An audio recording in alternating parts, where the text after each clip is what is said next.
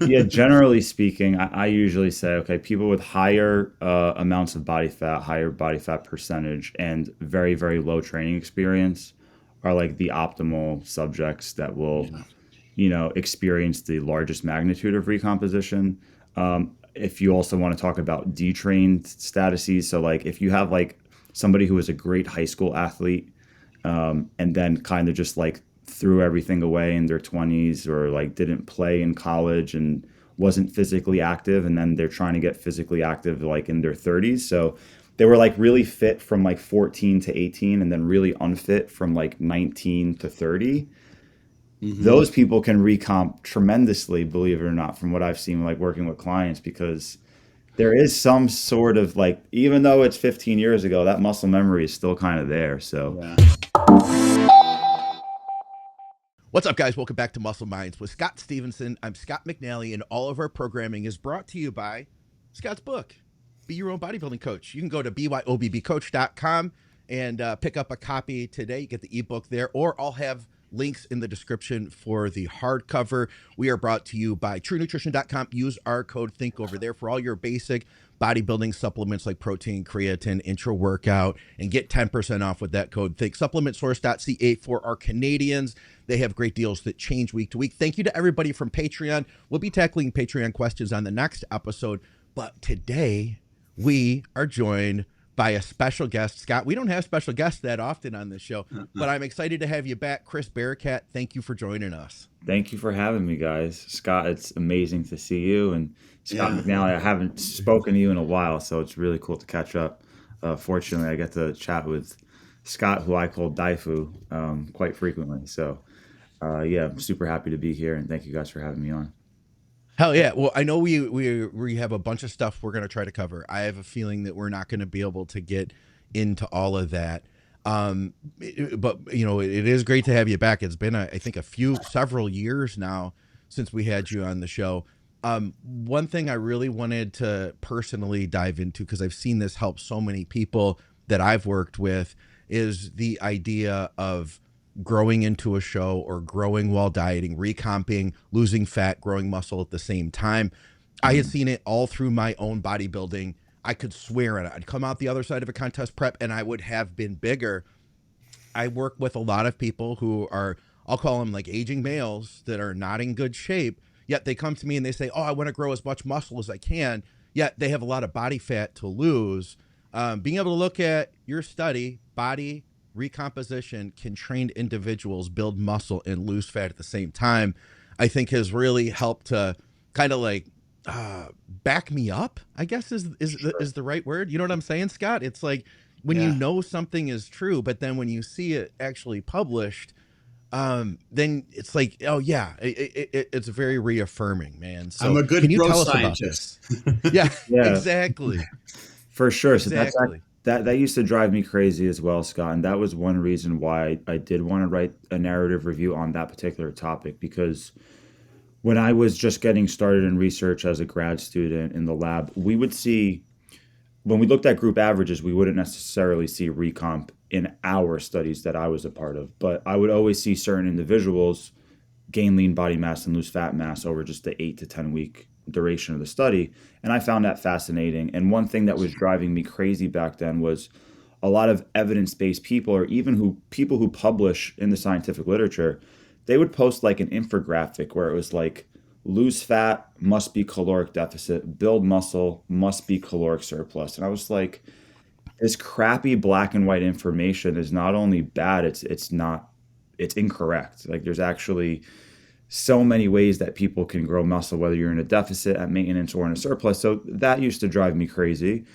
And then, yeah, I just decided to put out that narrative review after a whole. It was like a long story. I'm not going to go into the details of it, but I'm glad I put that out because I do think it does provide some validity to what people are observing with their eyes, right? Whether it's a personal trainer in the gym working with a Gen Pop client, where it's like, yeah, we definitely recomped, and this person didn't lose much weight on the scale, but she lost a couple inches off of her waist.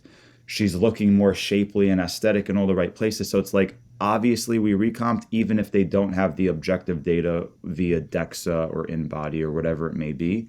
So like we've all observed this for sure, but some people in the evidence-based space would say like, no, it's not possible because you need Hmm. to be in a deficit for fat loss and you need to be in a surplus for muscle building. And again, that was the thing that drove me crazy.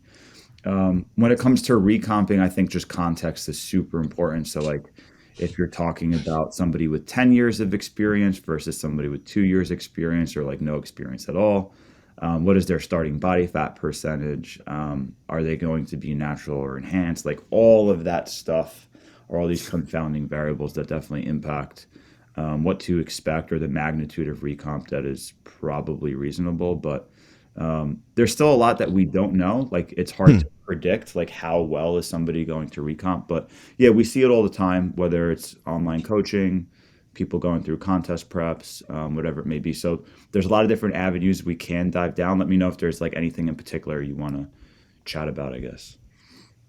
Yeah, Scott, what are your thoughts here? And I'm curious to know what you would like to throw in on this to I him. I have so many thoughts on this. One of the things that and cut me off if I start to ramble for too long because this is Chris's interview and not mine. But one of the things that I've like, I don't know when this occurred to me quite a few years back now is when you establish, for instance, caloric balance for someone in a study, or you presume based on equations what that is, and then you start into a resistance training protocol where you're going to have lots of my favorite term, biological interindividuality. You're going to have varying P ratios. You're going to have varying epochs that are brought on by whatever the resistance training. So excess post exercise oxygen consumption, which might change just like the repeated bout will change the amount of protein degradation and muscle soreness and muscle injury. So you got a situation where the energy demands brought on by that resistance training program vary by the individual.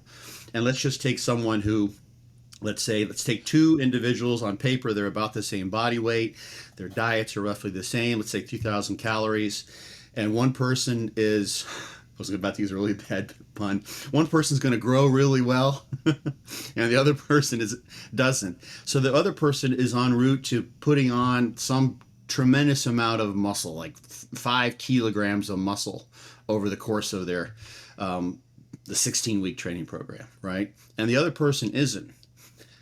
Then that energy intake becomes a deficit in a sense because now they're growing so well. They've got an energy demand from the muscle growth that's occurring. Whereas the other person is basically just matching their protein degradation and they've got some energy demand, but all the other factors are sort of colluding such that the energy costs of the adaptation is minimal. So then the one person goes into a deficit. The energy has to come from somewhere, whereas the other person doesn't, the one who's not growing very well. So the energy balance for those two individuals changes. And one person could maybe they lose a little fat and they're like in a small energy deficit, and you see that in the body composition. Whereas the other person could literally, at that dietary intake, if it's controlled, be in a substantial deficit, and that manifests in the fat loss. So Yeah. whether you're in a surplus or let's say you increase the calories by 500 and that person still loses the body fat, well, they were in a deficit. Now, the deficit was brought on by the changes in how they respond and adapt to the program. So, like that very notion of there being a caloric deficit or a surplus being a black and white phenomenon is sort of a misnomer, I guess, in a Mm. certain way, because that changes dynamically based on the individual, their adaptations, all those other factors that I mentioned. So, Chris, when you wrote the review, um, how, if you can summarize, or maybe it was all over the place, how were the researchers looking at whether or not they were in a deficit, or were they quantifying this? I saw one of the Yeah, tables where they had dietary information. Some of them they exactly. didn't. Like Yeah. how crystal clear were they about making sure that that was the case or not the case? Yeah, a lot of times it wasn't crystal clear at all, and we kind of had two separate tables where I separated studies based off just exercise interventions only, and Hmm. then studies that had exercise plus nutrition interventions combined. So those had some sort of nutritional, whether it was tracking or actual control, it depended on the study. but that isn't well controlled, and it is a moving target that's kind of fluctuating on a daily basis. I don't want to get too off topic, but I do want to share now that we mentioned that, like this year while I'm contest prepping, I didn't give myself a set caloric intake like I have in the past. So let's just say like I need to hit 2,600 calories every single day. These are my macronutrients. My calorie intake fluctuated every single day and is extremely auto-regulated and intuitive because I Mm-hmm. understood that like my expenditure is fluctuating every single day as well. Um, so that's kind of a whole other thing that we can dive down. But yeah, it's not super well controlled in the literature. And I've just, again, in some of the randomized control trials I've seen, I remember there was one individual who gained, I think it was 18 or 21 pounds of lean body mass Yeah, in 10 weeks. yeah. In Like 10 this example, like, hey, right? That's while crazy. losing like 3 pounds of fat mass. So again, like what's going on there from an intake versus expenditure standpoint? How much fuel did he need to Hmm. consume to actually build that? How much of that came from endogenous fat sources? You know what I mean? Hmm.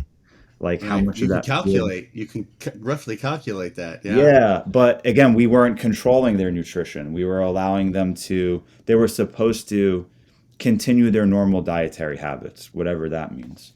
In that Hmm. particular study, we did have them track their macronutrients for an entire week at week 0, week 4, and week 9, as an example, like midpoint and post, just to see if there were changes between the groups. But there's just so much more that needs to be controlled.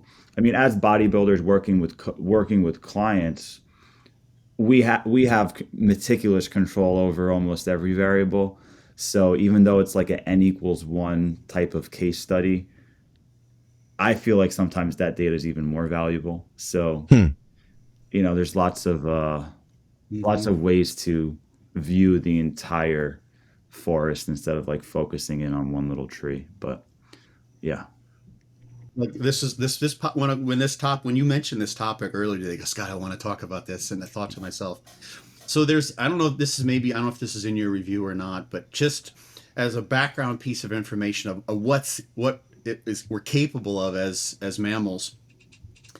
Um, Alfred Goldberg's studies from the 60s, 70s with compensatory hypertrophy. Do you know these studies, Chris? a little bit. Yeah.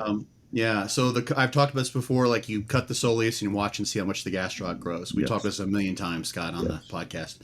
And Yeah. he's done those studies, and the growth is tremendous. And actually, interesting. There's this one particular study where they did tendon transfer on humans who had lost their Achilles, and they used the flexor digitorum longus muscle to replace the calf, and there was a 103% increase in muscle size in that muscle from compensatory hypertrophy compared to the other size. That was the high end amongst all those people. So this isn't like some crazy stuff that human muscle could never be capable of, right? For sure.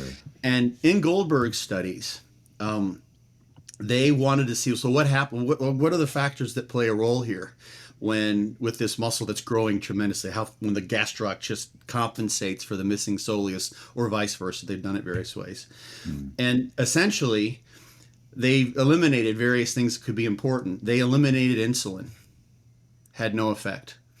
Hmm. They eliminated basically the entire pituitary, the anterior pituitary. So there's no growth hormone, there's no testosterone, there's no thyroid hormone. No effect. The muscle grew just as well. This is on the short term. And they actually starved the animals. They're still walking around, right?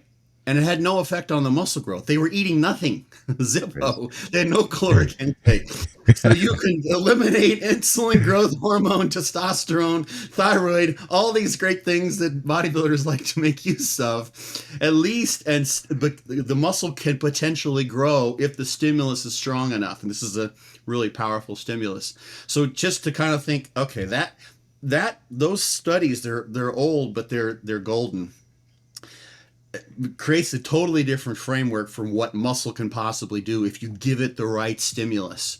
It Yeah. in itself has this internal ability to grow like crazy. So just that as sort of background information. It's like 18 pounds, like no way, this guy was definitely on gear or what Yeah. have you. But those sorts of things are possible with skeletal muscle. Yeah. Yeah, and what could he have possibly, what was he doing before? Was this guy doing absolutely nothing before? I mean, I'd be curious to know that. In the review, you mentioned that some of the studies had accounted for nutrition, some of them didn't. Mhm. In the studies that did account for nutrition, do you know offhand like what the biggest deficit would have been? It's usually no more than 500 calories. Okay. The Okay. deficit, yeah. While you But then guys that were, changes, Chris. Like if someone's putting on all that muscle, then their Oh, deficit that's my kind of point with this is I like gotcha. the person who grows. There's a paper by Slater, this, and it's like they estimate like 3,000 calories per pound of a muscle, something Mhm. like that. Mhm. So that person they have a deficit. It's totally different. So anyway, it's a crazy. I love this topic. Yeah, me too. Me too. While you guys were chatting, I pulled up an old PowerPoint presentation I did just to get some numbers and all that. But again, we can talk about this forever. I don't know if you guys want me to like pull that up or or Yeah, what. go in the I'd weeds. love to hear a little bit. Yeah, Yeah. I'd love to hear a little bit of it. Sure. All right, let me give you. Can I share the screen or no? Yeah, go for it. Yeah. Yeah. Let me see how this works over here. So Oh, this is sweet. this is cool. Let me click Yeah, this slideshow. is cool. All right, cool. So this was like the first study I was ever a part of in terms of a randomized control trial. As you see, we had two groups. There was an auto-regulated exercise selection group and a fixed exercise selection group. This is kind of just pointing out individuals that either did recomp or did not, and then like the magnitude of difference. So, for example, this person here gained 4 kilos. Gained 4 kilos of lean body mass. This person here gained 4.28, while simultaneously losing 0.85 kilos of fat mass.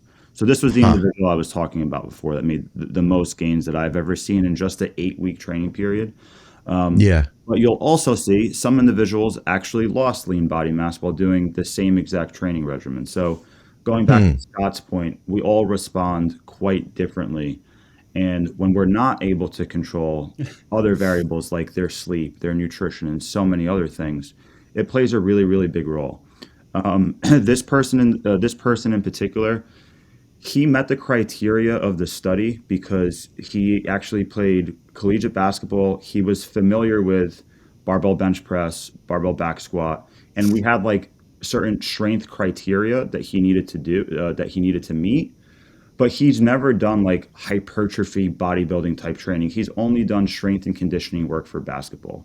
So that context is really important, and Hmm. and that is one reason why he did grow so much. He was also much taller. So that kind of goes to my next point. Ah.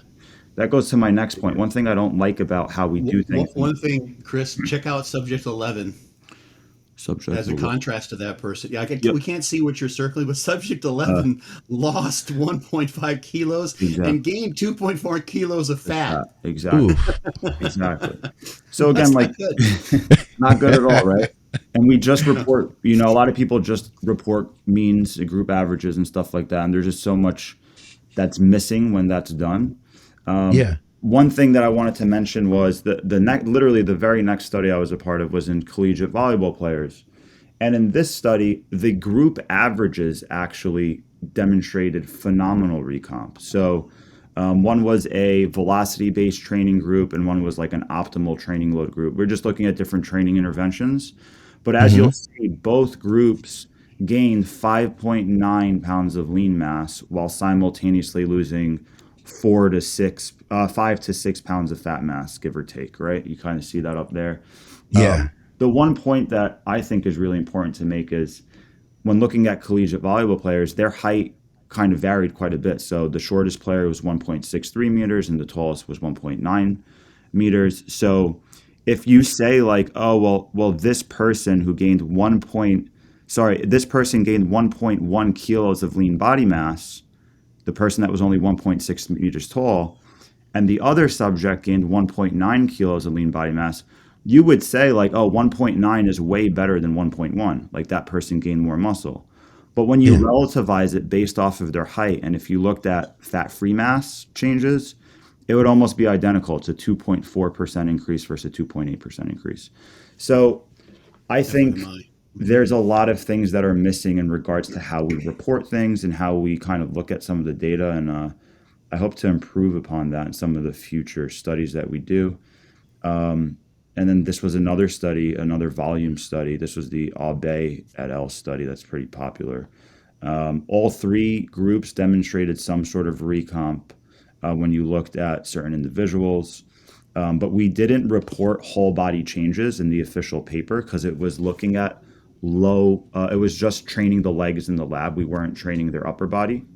Okay. So we only reported changes in fat-free mass in their entire lower leg, as well as muscle thickness changes via ultrasound. So we didn't report the data that you guys are seeing here because we didn't train their upper body in the lab. But when I looked at the data, I looked at the raw data myself. We actually did see recomposition on average. And the crazy thing is, this was one of the strongest cohorts of individuals ever studied in the literature. Like their baseline squat was extremely high. I forget what their 1RM to body mass ratio was, but this is one of the strongest cohorts ever studied, and even they demonstrated recomp on average. And that wasn't mentioned in the study because again we just focused on lower body. But I thought Scott would probably find that pretty cool too. Oh yeah, I love looking through individual data points like Yeah, that, looking at the outliers and the variability. yeah. So We've spent hours on this show looking at the outliers with Scott. for sure, for Yeah, sure. I just find that incredible though, and I guess it just gives me a lot of reassurance, especially when I'm talking to a guy who's like in his 40s, he's holding a lot of body fat, he's going on 500, 700 milligrams of gear, and he's untrained. That we can do an awful lot versus.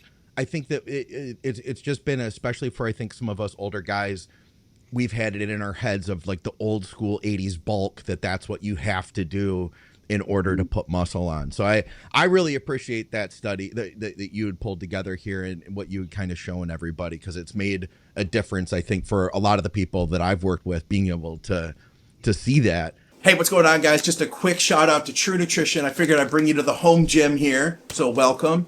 And I just wanted to show you my order. So nothing big deal. I've got a few pounds of the cold filtered whey iso. I'm a big fan of the cookie butter flavor. I've been on this year. This has like been my favorite, but they've got a bunch of different flavors. So if you're interested in something else, just check them out. It's a very light protein overall. It's not going to bloat your digestion down. It's not going to cause a bunch of water retention.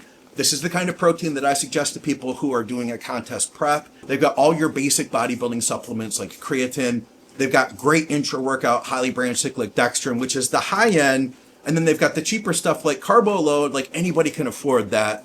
And of course, use our code THINK. It'll get you 10% off. They really kicked up. It used to only be 5%. Now you get 10% off if you use the code. And it throws some money our way too, so it definitely helps the podcast out a ton. Might be a buck here and there, but if you guys all use the code, it definitely adds up. And you have been using the code, so thank you for that. Let's get back to the podcast, but thank you for hanging out with me here in the home gym. I've got a quick question, just to wrap it up. Chris, how would you describe pick the subject or the client who is in the perfect place for a recomp to show us like what the major factors are in terms of training status, their data? Oh, sure. What would who's the person who's everything from their background, like that guy, like the basketball, was he in a coma in the hospital when you recruited him and you brought him into the study? Is that what happened? Like, how does it all work out? Yeah, generally speaking, I usually say, okay, people with higher amounts of body fat, higher body fat percentage, and very, very low training experience are like the optimal subjects that will, experience the largest magnitude of recomposition. If you also want to talk about detrained statuses, so like if you have like somebody who was a great high school athlete, and then kind of just like threw everything away in their 20s, or like didn't play in college and wasn't physically active, and then they're trying to get physically active like in their 30s. So they were like really fit from like 14 to 18 and then really unfit from like 19 to 30. Those people can recomp tremendously, believe it or not, from what I've seen, like working with clients, because there is some sort of like, even though it's 15 years ago, that muscle memory is still kind of there. So Yeah. I've seen that happen quite fascinatingly. And Yeah, I kind of talk about it as a sliding scale. So the less body fat you have and the closer you are to your genetic potential from a lean body mass, fat-free mass perspective, you shouldn't really expect recomp, or the magnitude is going to be extremely, extremely small. On the other end of the spectrum, if you're really far away from your genetic potential from a total fat-free mass standpoint and you have a lot of body fat, you should expect that. You should expect a recomp. Would you say that if you've got someone who's like, oh, this person's just looking at a really good recomp, that their protein demands should be higher, and that you maybe, if you come up with a 3,000 calorie a day diet, like maybe that person, you're going to give them more protein because they can actually incorporate that into skeletal muscle? Yeah, it's interesting. I'm just a high protein advocate in general. One point I did want to make from a practical standpoint when Scott was talking about this, something I think that is important is that people's expectations or their goals are pretty clear, because a lot of people may come to an online coach and say like, hey, I want to lose 20 pounds, I want to lose 15 pounds, or I want to lose 50 pounds. I automatically try to reframe that and I say, Yeah. no, let's just say you want to lose body fat. We're not sure exactly what that number is going to be, and you want to build muscle so you look more shapely and more aesthetic and you're more fit and you're stronger. And the reason I think it's important to reframe that, especially for females, because they're like obsessed with the scale, Hmm. the opposite direction of males. We can talk about Right. that in a Yeah. second. But like, I'll have females come to me, and let's just say it's a 155-pound female, and she's like, oh, I really want to be 130, just as an example. The first thing I do is I never put them in a caloric deficit right off the bat. I always put them around theoretical maintenance so we can focus on their dietary habits, improving what nutrient timing may look like, ensuring they're getting enough fruits and vegetables on a daily basis, like improving their overall dietary foundation while ensuring that their training is in a good spot, and like having them focus on some sort of objective performance changes in the gym. Hmm. And then usually what happens to me while we're just eating at theoretical maintenance and it's a higher protein diet that's keeping them more satiated, they report back to me, hey, it's so hard to get in all of this food. All of this whole food's very voluminous. I feel very full. Like I've never eaten this much before. And that's not necessarily true. They've probably eaten more calories in the past, but they ate more fats and carbs that were processed in very low volume, and they ate less protein. So they're eating less calories than they used to, but they're eating more protein, slightly less carbs, slightly less fat, and they're focusing on whole foods. And just that theoretical maintenance with that progressive training stimulus, they start to see recomp, because we're not just looking at the scale, we're taking a waist circumference measurements, we're taking progress photos. And that reframe goes a really, really long way. And then we can say, all right, maybe 16 weeks down the road, all right, we want to get into like a fat loss focus phase that's like really focused on fat loss. Let's put you in a 300 calorie deficit for 6 to 8 weeks, and let's really drop the hammer on some fat loss. And then the physique changes are even more obvious, while they might be still building muscle simultaneously if they're still Hmm. progress in the gym. So, from a practical standpoint, I just wanted to mention that reframing, like, what is the goal? Is it weight loss or is it fat loss, right? Even for the guys, is it I want to be 200 pounds? Like, let's say you have a 175-pound male, like, oh, I want to hit 200 on the scale. Maybe it's just like, hey, I want to be stronger and I want to look bigger. But if that 175 pounder makes 200 pounds the goal, they're probably just going to get fat, Yeah. right? Like just Yeah. gaining 25 pounds in 4 months, the majority of that is probably going to be a lot of fat gain. So I think it's Yeah. important that like we're a little bit more intentional and specific with like the goal that we set, and then taking everything else into context, training level, how long you've been doing this, natural or enhanced, so on and so forth. Yeah, I've even seen with guys that are very geared up that it still takes genetics. I do a podcast with Ron Partlow and Dusty Hanshaw, and they're my examples of the extreme where we can take a guy that's 260 and bump him up to 300 pounds and then rip him back down to 280. Whereas you put on 40 pounds for most people in an off season, it is not going to be pretty trying to get them back down. And I guarantee you that they're not going to have gained, nearly as much as a guy like Dusty would have, For sure. That approach with women that you detailed, is absolutely beautiful because it runs so counter to the diet culture in the Hmm. industry of you got to get on this diet and you got to diet down and your calories will typically be low, et cetera, et cetera, et cetera. And those are all changes that are sustainable that are really pretty simple. One of the things that over the years people come to say, hey, I want to look like you, or like I want to blah blah blah, and I say, okay, I do this. I've had this conversation literally hundreds of times. What are the 5 things that you can do that you're not doing or that you should be doing? Mhm. And it's like, okay, well, I drink too much beer on the weekend. I eat too much this, eat fatty foods, ice cream late at night. I'm not working. Real basic stuff. And that will drop 10, 15 pounds just by cleaning things up in a basic way. So someone like, let's say that client, she falls off the wagon, something happens. And then years later, she's like, oh gosh, I want to get back in shape again. What did I do with Chris?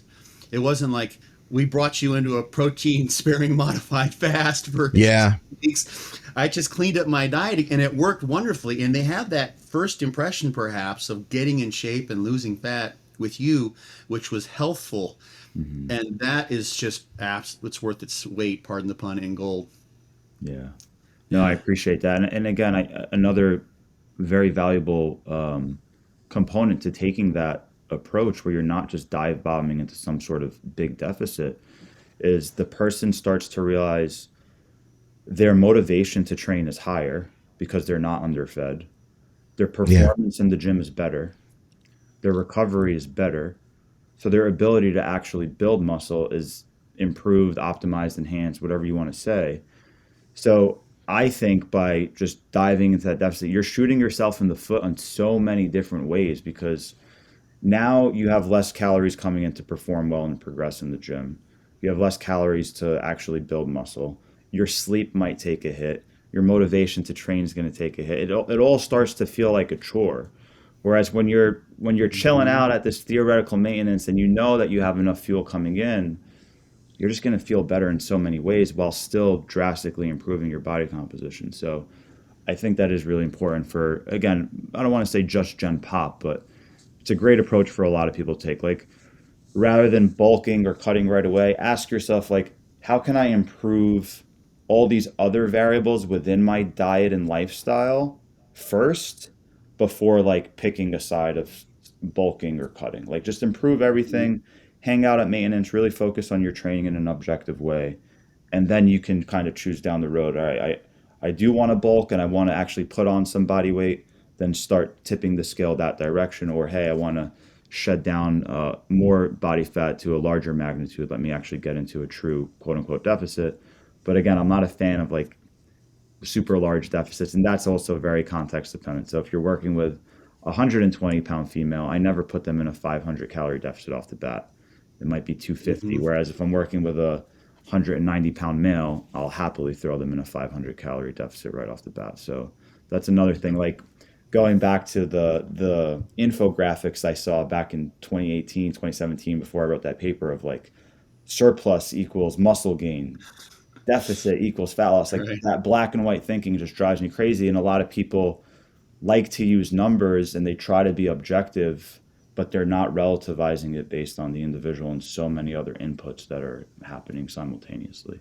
Hmm. Yeah. Yeah, I think that part of it too is that it's sexy to be able to put a number on it, to have that concrete thing. If you as a coach come to somebody and you say, well, let's not focus on the scale, it's like, well, that's my means of knowing that I progressed. So yeah, I'm with you 100% on trying to reframe that and looking at other ways to track success versus just looking at the scale. For sure. That's a really devious way, like in the metaverse where the evil Chris Barakat does the same thing, but takes advantages of people's psychological kinks in their armor. You have the person pay attention to the scale and you drop their carbs so their weight drops really fast, and they get hooked on this idea of having to suffer through hunger, Ah, etc. Mm, And like that sets up all sorts of behavioral difficulties, I think. So for yeah, sure. you're doing so many things right, Chris. I can't even count them up. Thanks, my man. Appreciate it. Yeah, yeah, for sure, for sure. So All right. Are we good to get into some training talk, I, Scott? sure, Yeah, sure. let's do I it. can keep going on this one, but maybe we'll do a part two. Um, let's, Chris, did you recomp during your prep? Maybe So the segue. I would say I did not recomp, Okay. but as a natural athlete, I am 100% confident I have retained every ounce of lean body mass. Okay. That's something like so many people fear losing muscle while dieting, especially contest prepping, and there's some like valid reasons for that. Don't get me wrong, but I think talking about training, I think the number one reason why people lose muscle while dieting is because they're doing way too much training volume or their output is so high and the magnitude of the deficit is too large. I think that's the number one reason why people lose muscle because I feel like I do a great job with myself and with a lot of clients of maintaining lean mass while contest prepping. And I personally just try to make sure that the quality of the training stays super high rather than over focusing on quantity of total work. And I also understand I have less energy to actually do more total work and like Mhm. that's just going to dig a deeper ditch than I can refill, right? Always going back to I always heard John Meadows mention that first. I Yeah. don't know if that came from John or someone else, but you don't want to dig a deeper ditch than you can actually refill and recover from, right? So I think Yeah. that's where people go wrong is just doing too much. So yeah, I'm happy to chat about training. I did not recomp. I would not say a recomp, but again, I think I did an amazing job of retaining. I also broke my foot 2 weeks into the contest prep. So I broke my foot 22 weeks ago and was in a boot. I was supposed to be in a boot for 4 weeks. I only wore it for 2 weeks, but it did it did drastically impact my training for a while.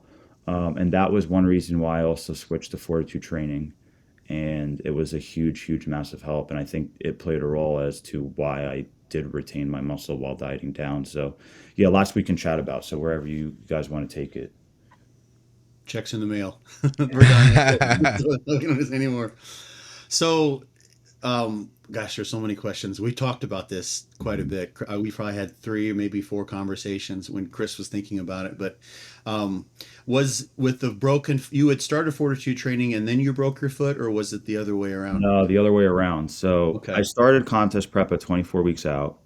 I was trying to run a 5-day training split that, I made for myself. Let me see if I could even remember. It was probably like a upper lower off.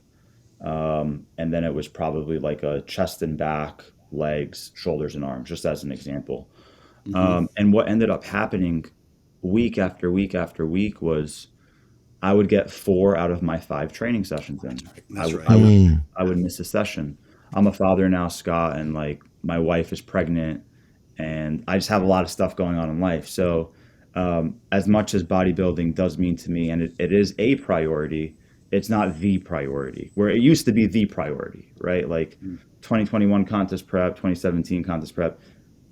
I don't give a shit what was going on. I'm fucking going to the gym. Like, if Right. it's, on, like it's happening. This year that wasn't happening, and I was just missing like one session a week. I was always getting 4 out of my 5 sessions in.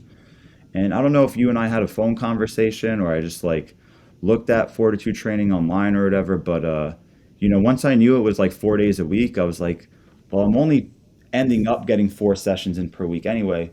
But more importantly, my frequency would go up. So rather than hitting everything twice a week like I was, I'd be touching everything 3 times a week. And with me with a broken foot, I'd rather like give my legs some sort of stimulus more frequently rather than trashing it to a higher magnitude less frequently. And I was like, all right, I think this is going to be a great tool to utilize. So, yeah, I started running fortitude training probably when I was like 20 weeks out. So, like 4 weeks into the cut.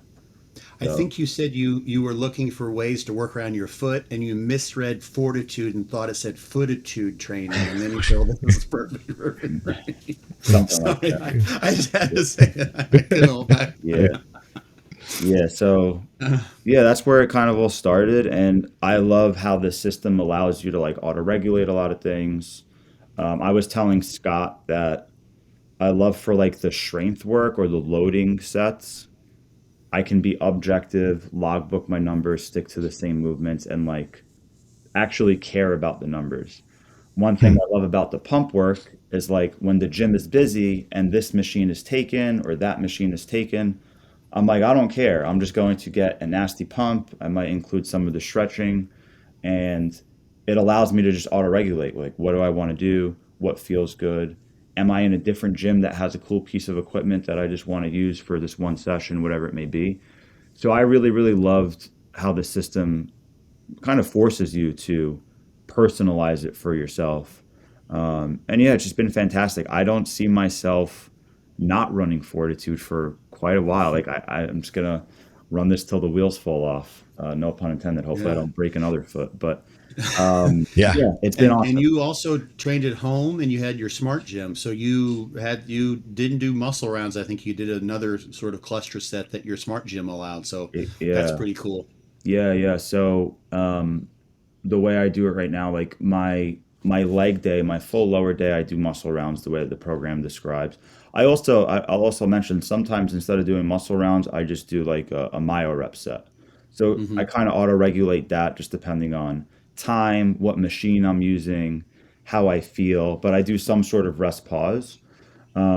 On day three, which is my upper body day, I don't go to the gym. I train at home in my garage. And unfortunately, this I love the smart gym I have. I have the tonal, but doing rest pause sets on there isn't really super feasible because like once you stop the set after 5 seconds, it just assumes you're going to the next exercise, and Ah. it Yeah. assumes like you're done with the set.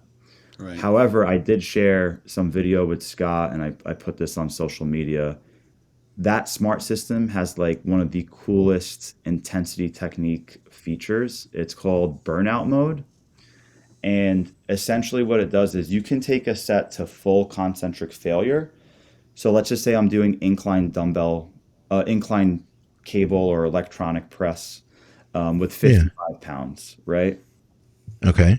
Once I'm concentrically pushing 55 and I just can no longer move that weight, it Yeah. decreases the load automatically by 1 pound at a time. So it goes from 55 to 54 to 53 to First rep. 52 to 51 until I can move it. Oh, wow. And then I come back down. So now it might be on And you get the 49. full, but then do you get the full resistance on the negative? No, Or on the okay. negative, it stays 49. It'll stay Okay, that low, okay. comes back Okay. down.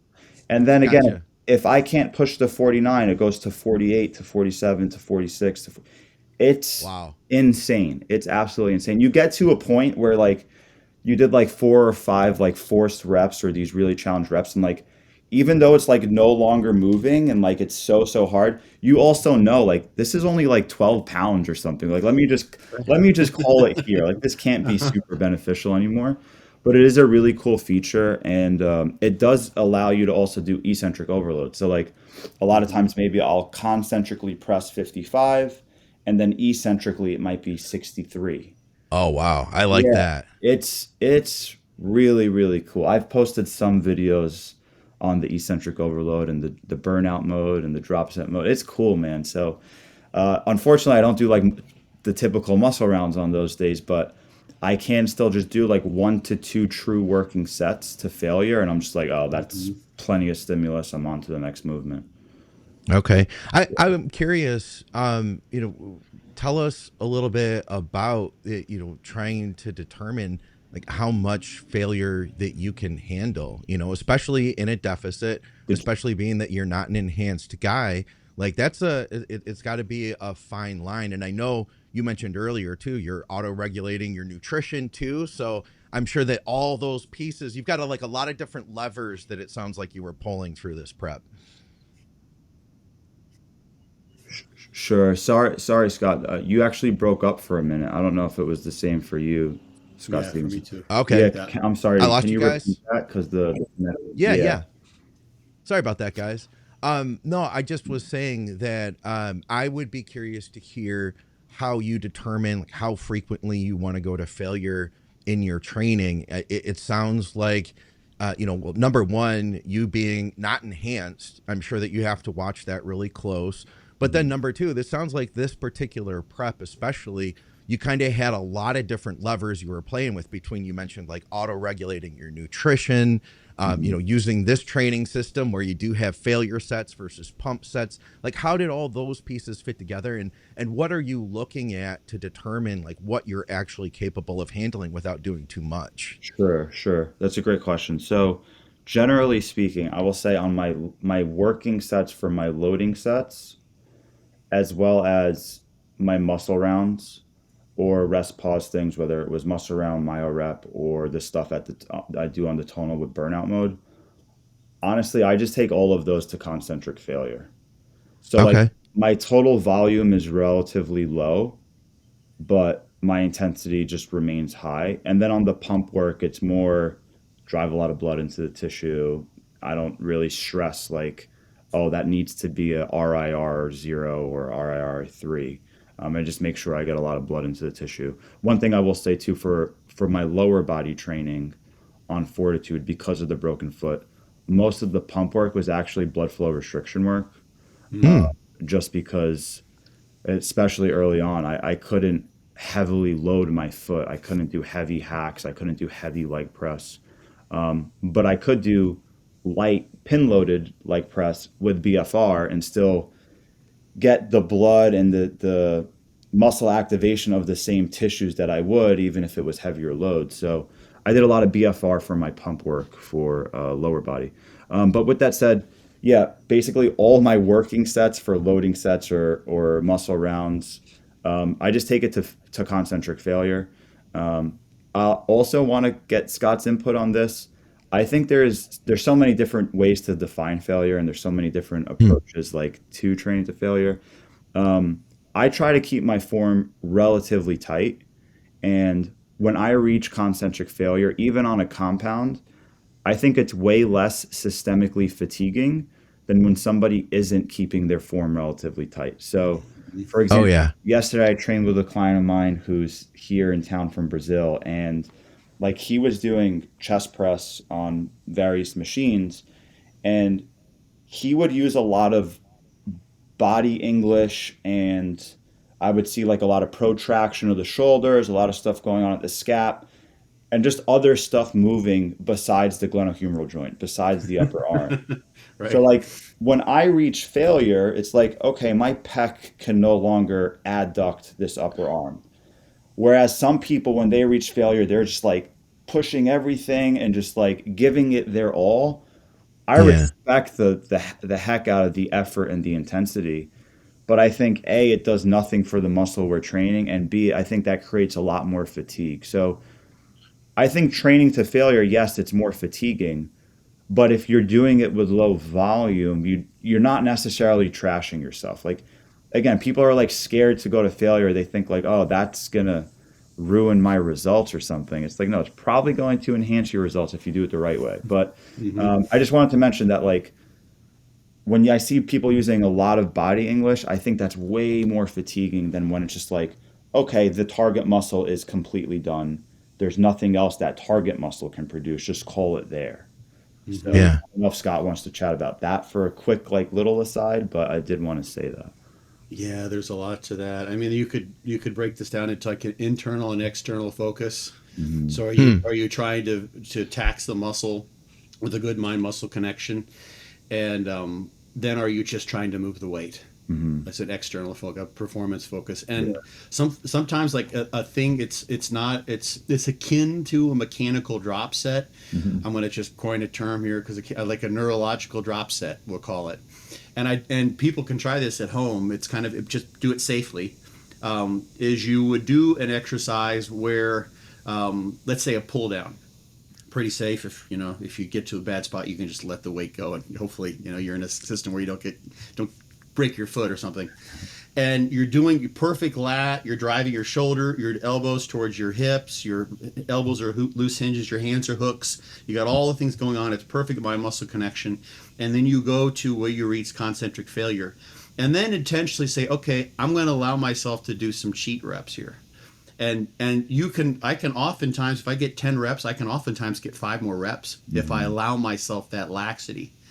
And just simply having distinction between, okay, this is perfect form, mind muscle connection. The target muscle has now reached fatigue, and I am focused on making sure that this last rep, although it will be slower if I reach failure, when I've got good form, good mind muscle connection, looks exactly like the first rep, as if I'm filming this for an exercise instructional video, and someone would look how much he was swaying back and forth, and they would call me on that, and I would be the shame of the internet if I had done so.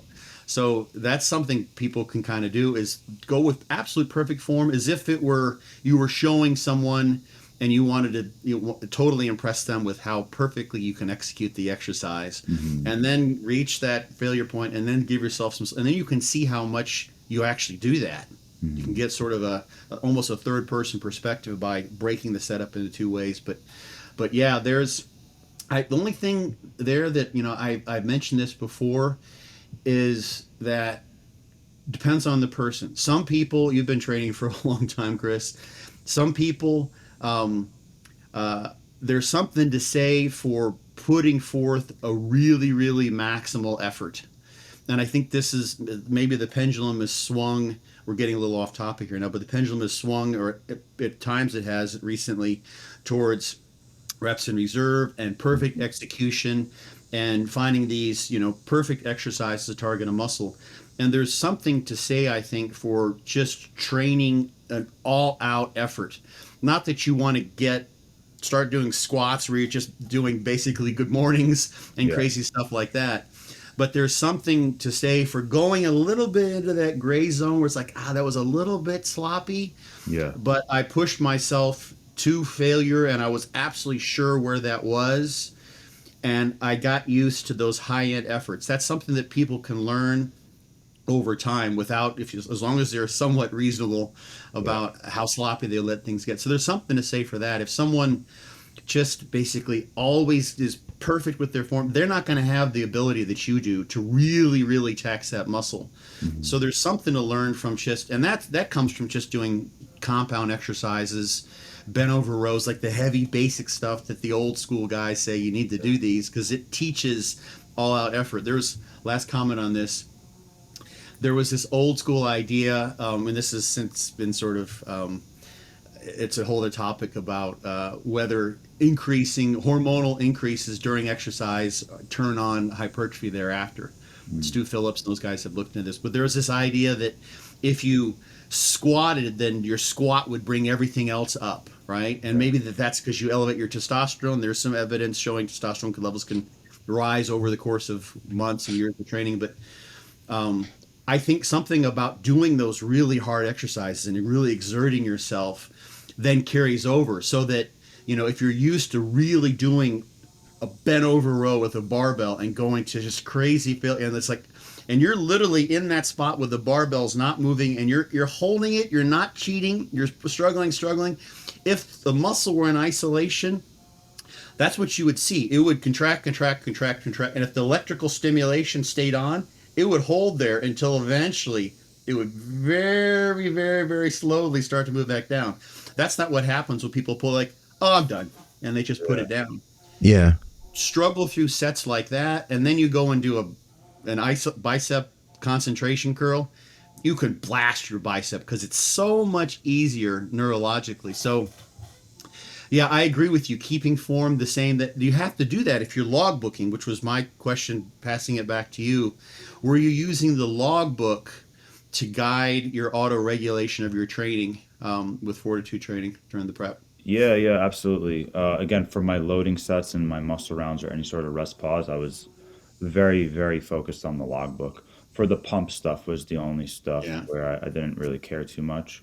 And I still would log it, but again, week to week, the exercises changed or the sequence changed, so I wasn't putting a lot of stock in those numbers. There's one other thing I want to say. Oh, and then yeah, besides even just training to like, quote unquote concentric failure, I oftentimes that's the only time I do like lengthened partials, right? So like I might reach full ROM failure and then I might get 75% of the concentric and then 50% of the concentric and then 25% of the concentric and then 10% and then I call it. So I do that a lot with like presses or pulls and certain movements where it's safe to do so. Um, hmm so yeah, that's just generally how I've been training. Um, I So don't did want you to. the logbook, do the weights in the logbook stay stable throughout Oh, the prep? sure. Yeah. So I did lose some strength on certain presses, Yeah. unfortunately. All of my pulls I was able to maintain very, very well. But yeah, like my shoulder press went down, my decline barbell went down. Um, Again, not too drastically. And Hmm. when I consider the 22-ish pounds of total body mass that I've lost, from a relative standpoint, it's probably the same-ish. Hmm. I think one of the biggest reasons why I lose pressing strength is my range of motion increases as I get smaller, Huh. as my body mass goes down. So like, Yeah. yeah, it's like I'm literally moving through more range because I'm smaller from front to back now, and my Yeah. leverages start to change. So I think that's a pretty important component to it. Mhm. It is psychologically frustrating when you see like, hey, I used to do this load for 10 reps and now I'm like lucky if I get it for six. Mhm. So yeah, sometimes that can be psychologically difficult, but I also like never stress about like, oh, I'm losing muscle. I think right now my physique has a little bit less pop because I had two back-to-back peak weeks where the training intensity was lower for a lot of those sessions. And Mhm. again, I don't like worry about it. Like maybe if I were to do a DEXA or an InBody, it might have said, "Oh, your lean body mass is slightly lower now than it was 2 weeks ago." But I'm also very confident that like after 1 to 2 weeks of normal training at normal intensities and the heavy loads again, boom, I'm right back to it. So I Yeah. don't let that stress me out too much. But the I think this was the first time I ever had back-to-back peak weeks, and it was a lot to manage and a lot going on psychologically. But we live and we learn, and I'm grateful for the experience. And the travel too. So outline for us, because you weren't just like in your backyard. These weren't like two shows in Tampa. These were you were moving around a little bit. What Yeah. how did it all come together? Oh man. So the first trip was to the UK. So I live in Tampa, Florida. I had to drive. My family drove me to Orlando because better flights going international from Mm. Orlando. Went from Orlando to the UK, and I left Orlando Thursday the 11th, September 11th, and I got to the UK Friday morning at like 9 a.m., like their time. Heathrow, or where'd you? Gatwick, I think. Okay. Yeah. Okay. So, long story short, I probably slept 3.5, 4 hours on the plane at most, like kind of like dozing in and out. Get there, it's 9 a.m., boom, like you got to start the day. So, you'll get a kick out of this, Scott. This was day one of my carb load. So, actually, sorry, day two of my carb load. I carb loaded on Thursday as well and Friday. And then I was supposed to pull back and flat load on Saturday, but that did not happen. And For a Sunday show. yeah, for a Sunday Yeah. show. Okay. Okay. So day one in the UK, I get 18,000 steps with a 35-pound backpack. And Oh. I ate 650 carbs or so, and I just burned through all of it. So Yeah. like my scale weight went up by zero point 0.2 pounds. It was probably zero due to like glycogen, and it was probably all just like stress, inflammation, and water. So I woke up super flat one day out Saturday, and I was like, all right, Oh well, God. I just need like another 700 plus carbs today, right? So Yeah. I wasn't even going to do the UK show. I was going to just coach two clients there because I knew it would be so difficult for me to peak with the travel. Long story short, I'm so glad I did it because I ended up peaking way better for the Hmm. UK show than the Dubai show. I completely dropped the ball in the Dubai show. We could potentially talk about that, but yeah, I got in on Friday. I had to carb load very, very aggressively on Saturday, and I ended up competing on Sunday. And interestingly, prejudging, like they just run it straight through. So I was on stage at 6:45 p.m. I did Mm-hmm. not have to step on stage at all in the morning. So Huh. Yeah. that was a different thing for me to potentially manage too, because usually first thing in the morning I wake up a bit crisper and sharper. Right. And yeah, I might be a touch flatter, but I like the crispiness and the drier kind of look. Mm-hmm. Um, so that was a new kind of thing. Like, all right, well, I'm competing close to 7 p.m. So what am I going to do during the day? But it went really, really well. I'm super proud of my performance in the UK, and I am truly embarrassed about my performance in Dubai. Like, I don't want to look at photos. I don't want to. Ah, Yeah, it was rough, but I Can can you? chat about that Yeah, too. if it won't be traumatizing, Yeah. can you like what? Yeah, what happened, or what was the Yeah, hurdle? so the UK went so well. I guess there's not much more to say. All I'll say was it was an open bodybuilding class, so okay. there was no weight caps. Like there's no weight classes. So that's why I'm so proud of my performance because some of the people that beat me have like 17 pounds on me, 20 plus pounds on me, 30 pounds on me.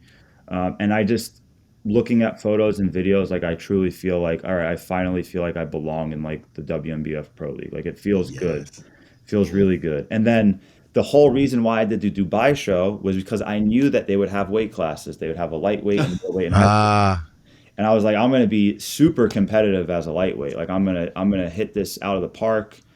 And everything was perfectly on pace to do so. I got to Dubai on Tuesday morning. Again, minimal sleep. I genuinely slept 3.5 to 4 hours every single night for like 9 to 11 consecutive days. So obviously that's not great for our physiques. Oh, Yeah, so that was very problematic just between the time zone changes, yeah. stress stuff going on. One thing that happened, so Scott, I was peaking perfectly. I depleted hard actually for 4 days. I got significantly leaner from the hmm, UK to the UAE. okay. Like I could just feel it, I could see it. Everything was Yeah. on point to be way better. And then I'm 2 days out and I'm FaceTiming with my wife and she's pregnant right now. And she goes to the restroom while she's on the phone with me and she tells me that she sees blood while she's on the phone. So then my parents have to pick her up. They rush her to the hospital, and I'm Oh on the other man. side of the world. I'm like, and Scott McNally. I don't know if you know this, but my wife and I have had 3 miscarriages, and we have Okay. one healthy boy now. But Yeah. super like Helpless, dude. There's nothing you can do, right? nothing I could do. I'm like, all right, I'm looking at flights from Dubai Oh, to get back yeah. home. Like, Hmm. just God forbid, like, I don't know what's going on. So all that's going down. Yeah. Fortunately, like, my wife's okay, baby is okay. She Oh, had like, good, dude. yeah, she had like a little bacterial infection and she was dehydrated and stuff like that. Okay. But she was having like legitimate contractions in the hospital. I'm on FaceTime with Oh, her. I'm looking at the monitor. I'm like, fuck, we're going into preterm labor. I'm in fucking Dubai. Like this is like yeah. the worst thing ever. So all that was going down, and Wow. then I'm still carb loading, carb loading, carb loading. Once she gets discharged from the hospital, I feel way better about things. And yeah, literally, Scott. So show day morning on Sunday, I woke up very, very full, and I never wake up full, but Hmm. I filled and spilled the night before. Hmm. Okay. So it was like everything I kind of wanted. And then I genuinely just had a lapse of judgment. Even though I was full, I didn't feel or see that I was like a little bit watery. Like I didn't see that spilt look yet. Uh-huh. Yeah. And rather than pulling back on the carbs, I just ate a very typical breakfast and I ate a very Okay. typical lunch that they both had like 70 to 80 grams of carbs each meal. Uh-huh. And I was so cool, calm, and confident that I wasn't regularly assessing my physique. Like I took my foot off the gas. I was like kind of like psychologically not stressed, and I was just like, I'm in a great spot. Like I'm just gonna Uh-huh. do this. And Huh. then I started getting sensations while I was driving to the venue where the skin in my back started hurting in the sense of like when you get so full that like the skin gets really really tight. Yeah. Yeah. I felt it across my Getting mid low back and back my pumps. traps. Yeah, Yeah. but like now looking back, the feeling I had, I now know that that was the spill. Like that was water. Oh, That yeah. was Yeah. just like an additional layer, and I completely missed my peak for it. The expediting was bad too. Like they said I would be on stage at 7:45, and then when I got to the venue, they said it would be 6:45. So Okay. the meal I Oh, consumed at 5:15, I went from a parasympathetic state to like a very aroused sympathetic state because they're like, you got to get tan, you got to start pumping. Oh, I hate And the that. Yeah. food just sat in my upper left quadrant of my stomach and it did not move. Ugh. And then they were like, oh no, you're going to be on stage 15 more minutes from now. So then I would stop pumping up. I would lay down. I would try to do some deep breathing to get the food to digest. And then it'd be like, all right, you're going to be on stage 15 minutes from now. So I'd get back up. I'd start pumping up. Long story short, they were off by an hour and 20 minutes, 1 hour and 20 minutes from like predicted stage time. Ugh. So So like, And it's this is back to already the original time, but later. and yeah, this is already an evening show, which you already said, like, this is not the normal territory for you, yeah, right? yeah. So So I will say, like the peak, I messed it up on my own. I think I was just too surprising. I'm never confident. I did feel confident going into this one, and I was just like very chill. I wasn't over analyzing my physique, Hmm. but I simply wasn't analyzing my physique enough, hmm. Yeah. or like objectively enough. So like I would check myself out in the mirror, but like this is a note I made for myself moving forward is I'll always take photos moving forward and just compare Hmm. photo to photo. Because Yep. sometimes when you look at yourself in the mirror, like you're not going to remember exactly what you looked like 90 minutes before or 3 hours before. So Yeah. like moving forward, it's just going to be the same way I do with my clients. Hey, send me photos. I'll compare the photos and then I'll know what my move is going to be. But it's Hmm. really frustrating because I have had clients spilt over the morning of the show and then made all the right calls the day of the show, and then they step on stage full, dry, hard, like the whole nine. So I Yeah. feel like I could have nailed it, and I just simply did it. So I shared that publicly. Like I feel like I had a wide open 3 point shot for the game winner, and I just Right. like fucking I airballed Yeah. this shit. Eh. Yeah. So you filled and spilled the night before, and there was no. You figured the water would just come off that night, No, I um, figured the water would come off throughout the day and the from day too. from Yeah. 9 a.m. to 6 p.m. Those regular meals. Sorry, I'm going into my analyst. Yeah, yeah, I'm yeah. really Please, interested to please. see. You Yeah. said you had your regular meals. Were those meals that you got there or that you brought with you? Because obviously there can be variability in terms Yeah. of the salt, and the foods themselves could be very different than what your regular would be. Yeah, I cooked everything myself. So like I had to go grocery Okay. shopping there, but like for example, meal one that day was boiled potatoes and hard boiled eggs, and actually like Uh huh. one pita bread. Meal Nice. two was rice with salmon and asparagus, and Uh then huh. I shouldn't have done meal three at all.